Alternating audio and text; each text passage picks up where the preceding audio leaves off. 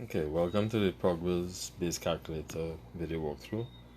So we're going to do a simple addition decimal. 12 plus 10 equals 22.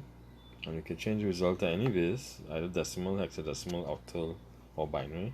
So right now it's in decimal 22, which is 16 hex, which is 26 octal, and 10110 in binary. Okay, we'll go back to decimal. So we're gonna start over using hexadecimal. So we set it to hexadecimal. Say 1f plus 0c equals, it's showing the result in decimal, and we just press the H, say in hexadecimal. And we could go in binary, octal, back to decimal, and hexadecimal. So you can easily manipulate any base to get the desired result in the base you like.